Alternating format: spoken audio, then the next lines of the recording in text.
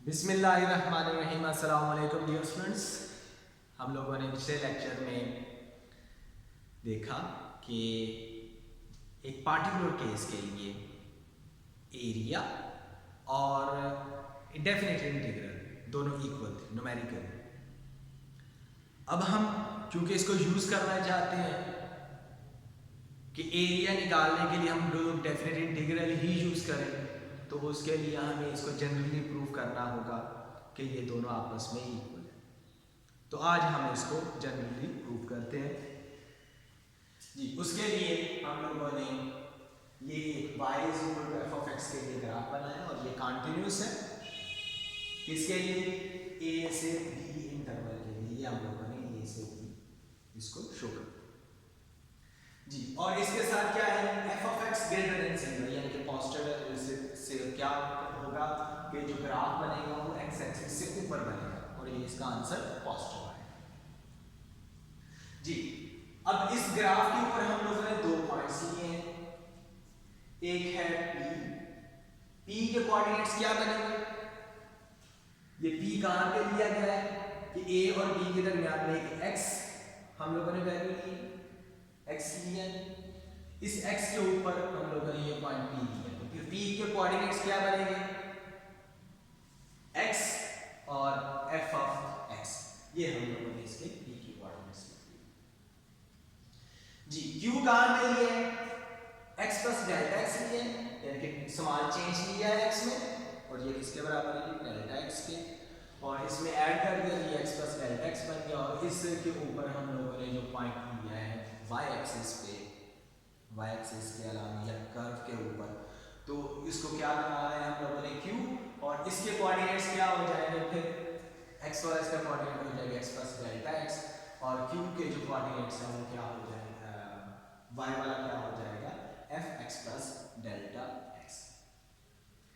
अब हम लोगों ने क्या किया कि जो रेक्टेंगल्स हैं इनको कंप्लीट किया। रेक्टेंगल्स कंप्लीट करने के लिए हमें P से एक x एक्सिस की हॉरिजॉन्टल लाइन ड्रा करनी होगी और इसी तरह से Q से हमें एक हॉरिजॉन्टल लाइन ड्रा करनी होगी। तो ये हम लोगों ने ड्रा की। ये हमारे पास रेक्टेंगल्स बन गई है। एक रेक्टेंगल बनी है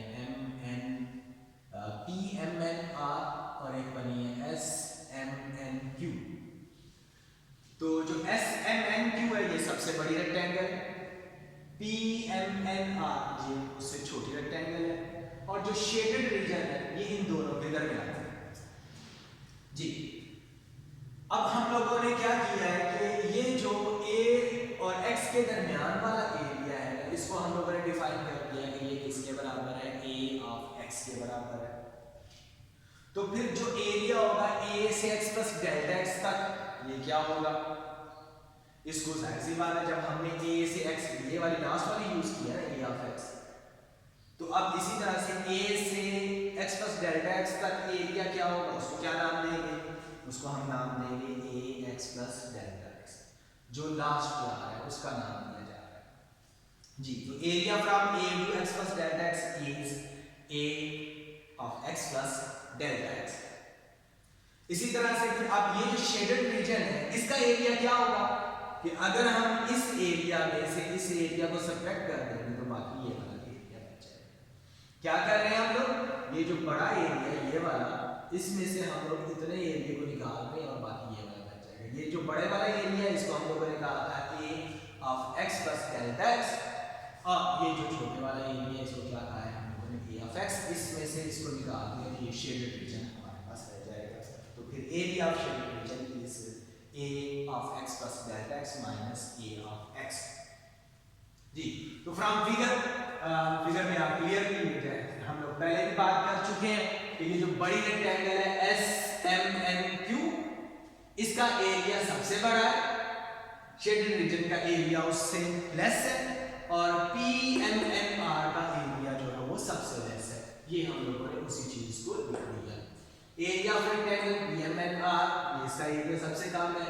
फिर शेडेड रीजन का एरिया, ये शेडेड रीजन का एरिया, शेडेड रीजन का एरिया ये हम लोगों ने यहाँ पे लिखा हुआ है कि ये किसके बराबर है? a of x plus delta x minus a of x के बराबर है। और एरिया ऑफ रेक्टेंगल SMNQ ये हमारे पास है। अब एरिया ऑफ रेक्टेंगल PMNR ये कैसे निकालेंगे? इसके लिए हमें क्या चाहिए होगी? इसकी ये वाली लेंथ और ये वाली हाइट, ये हमें दो चीजें चाहिए होंगी। अगर हमारे पास ये दोनों चीजें होंगी तो हम इन दोनों को आपस में मल्टीप्लाई कर देंगे तो हमारे पास इसका एरिया आ जाएगा। अब ये जो इसकी हाइट है ये आप लोगों को पता है कि ये किसके बराबर है, क्योंकि ये x है तो इसके ऊपर हम f को अप्लाई करेंगे तो ये वाला पॉइंट आ जाएगा, यानी कि ये हाइट हमारे पास आ जाएगी। और जैसे कि हम लोगों ने यहाँ पॉइंट में भी लिखा हुआ है, ये इसकी हाइट क्या है, ये f of x है, और इसकी विड्थ क्या है या इसकी लेंथ क्या है, ये डेल्टा x है। तो हम लोगों ने इन दोनों को आपस में मल्टीप्लाई किया तो ये क्या आ जाएगा हमारे पास एरिया PMNR। और ये वाला सेम ऐसे ही था। अब ये जो बड़ी रेक्टेंगल है उसका एरिया, तो इसके लिए आप देखो कि हमें इसकी हाइट चाहिए, तो हमें इस वाली का तो नहीं पता लेकिन इस वाली का पता है। जब इस वाली का पता है तो ये दोनों आपस में बराबर है। तो इसका पॉइंट क्या था, इसका ये पॉइंट था x plus delta x f of x plus delta x। तो इसमें y यानी कि ये जो है y है हमारे पास, ये आपके पास कितना है f of x plus delta x। तो इसको हम इस चौड़ाई से मल्टीप्लाई कर देंगे और ये किसके बराबर है, ये चेंज इन x है और ये चेंज कितना लेके आए थे डेल्टा x के बराबर। तो ये जी डेल्टा x, तो इन दोनों को आपस में मल्टीप्लाई कर दिया तो ये हमारे पास ये जो बड़ी रेक्टेंगल है उसका एरिया आ गया। अब यहाँ से हम लोग क्या करेंगे, डेल्टा x से इस सारे को डिवाइड कर रहे हैं, डेल्टा x से, क्योंकि ये पॉजिटिव है तो इनइक्वालिटी कोई फर्क नहीं पड़ेगा क्योंकि ये हम आगे लेके जा रहे हैं। तो डेल्टा x क्या है, ये पॉजिटिव है। जब डेल्टा x पॉजिटिव है तो इससे जब हम इनइक्वालिटी को डिवाइड करेंगे तो इससे कोई फर्क नहीं पड़ेगा।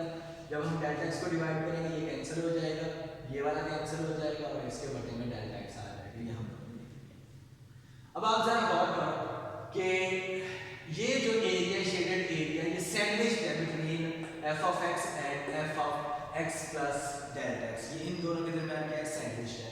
तो अब जरा सैंडविच रूल के मुताबिक हम देखते हैं क्या सिचुएशन बनती है।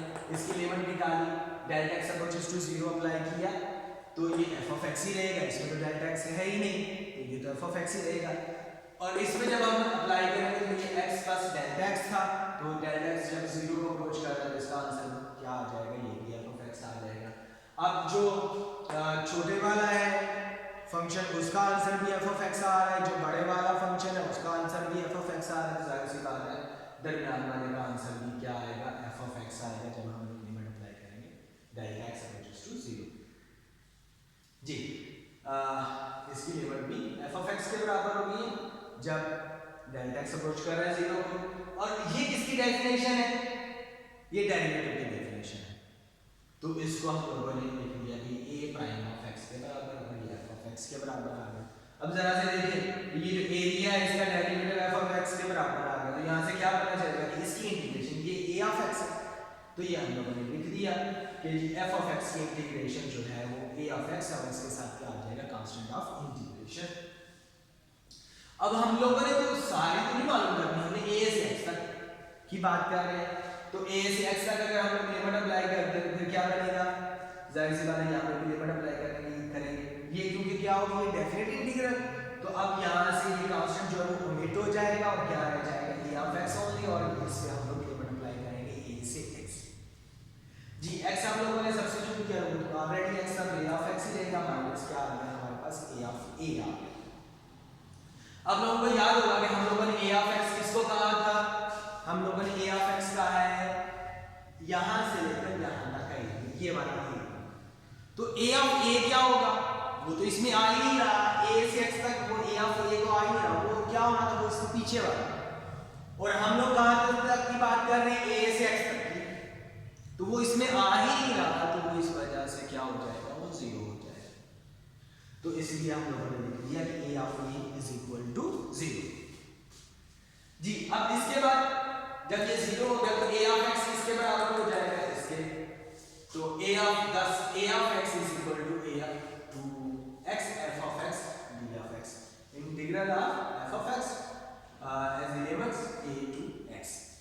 जी अब अगर हम x is equal to b put कर दें तो a ऑफ b हमारे पास बन जाएगा a to b f of x और d ऑफ x, और ये हमारे पास जनरली प्रूव हो गया कि जो एरिया है between a to b below the graph and about the x axis, तो हमारे पास ये जो एरिया होगा ये इस इंटीग्रल के बराबर होगा। अच्छा ये तो हम लोगों ने बात की इसके लिए कौन से फंक्शन के लिए कि अगर एफ ऑफ एक्स क्या हो ये ग्रेटर देन 0 पॉजिटिव हो, तब अगर ये नीचे हो नेगेटिव हो तब क्या होगा, तब कुछ इस तरह की सिचुएशन बनेगी हमारे पास कि अगर ये नीचे की तरफ होगा इसका ग्राफ तो फिर हमें इस तरह से लेना पड़ेगा ना, और इसके लिए हम लोग नीचे रेक्टेंगल्स बनाएंगे। ये जो डेल्टा एक्स है ये तो पॉजिटिव ही रहेगा, चाहे वो इधर हो चाहे इधर हो, वो तो पॉजिटिव रहना है क्योंकि ये तो चेंज इन एक्स आएगा ना, तो ये जो चेंज है ये तो हमेशा क्या रहेगा, ये पॉजिटिव रहेगा। वो किस तरह से, वो देखें इस तरह से कि अगर यहाँ पे हमारे पास -1 है -2 है, ये है हमारे पास -1, तो अब हमने इसमें चेंज फाइंड आउट करना है, तो इसके लिए हम क्या करेंगे, हम इसमें से इस वाली को माइनस करेंगे, बड़ी वाली में से हम छोटी वाली को माइनस करेंगे क्योंकि ये लेंथ है, ये चेंज जो है ये किसके तौर पर है, लेंथ के तौर पर है। तो अब आप बड़ी में से छोटी वाली को माइनस करेंगे तो -1 -2, तो ये आपके पास किसके बराबर आएगा 1, क्योंकि तो पॉजिटिव रहेगा। लेकिन जो f ऑफ x है वो क्योंकि नीचे की तरफ चला गया और ये y की वैल्यू, तो ये क्या हो जाएगी नेगेटिव। और एरिया कैसे निकलता है, हम y की वैल्यू को x की वैल्यू से मल्टीप्लाई कर रहे हैं, यानी कि हम लोग जो इसकी लेंथ है, ये जो लेंथ है इसको हाइट से मल्टीप्लाई कर रहे हैं, तो वो तो क्या आ जाएगा, नेगेटिव आ जाएगा, लेकिन एरिया तो नेगेटिव होता नहीं है। तो इसलिए जब हम लोग ऐसे ग्राफ का एरिया वैल्यू कर रहे होंगे जो कि x एक्सिस से बिलो होगा, तो उसके साथ उसके इंटीग्रल के साथ या फिर इंटीग्रल के साथ हमें माइनस लगाना पड़ेगी ताकि उसका एरिया जो है वो पॉजिटिव हो जाए। यही हम लोगों ने एक चीज लिखी हुई है कि if graph f is entirely below the x axis, अगर ये सारे का सारा x एक्सिस से नीचे हो तो the value of each f of x star जो हम लोग उसमें रेक्टेंगल्स बनाएंगे तो उनकी जो मिड वैल्यू है वो जाहिर सी बात है उसके लिए उसका आंसर क्या आएगा, नेगेटिव आएगा। एंड और जो हमारे पास जो हर रेक्टेंगल का जो एरिया बनेगा वो नेगेटिव होगा, तो आप उन सबको सम अप करेंगे तो आंसर फिर भी नेगेटिव रहेगा।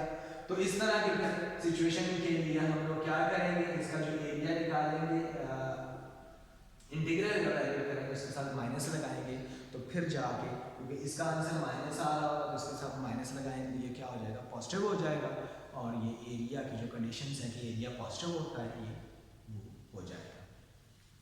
जी उम्मीद करता हूँ कि आपको ये क्लियर हो गया होगा। अगर इसके बारे में कोई क्वेश्चन हो तो आप वो कर सकते हो। नेक्स्ट लेक्चर तक के लिए अल्लाह हाफ़िज़।